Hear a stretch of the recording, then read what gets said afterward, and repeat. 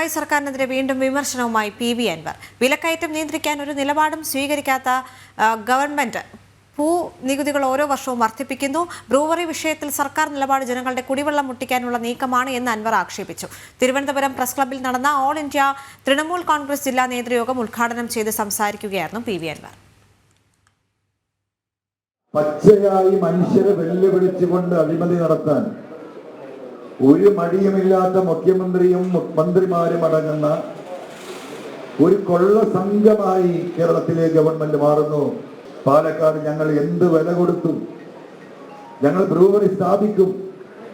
പാലക്കാട് ജില്ലയിലെ ജനങ്ങളുടെ കുടിവെള്ളം പരിപൂർണമായും മുട്ടിയാൽ പോലും ഞങ്ങൾക്കത് ബാധകമല്ല.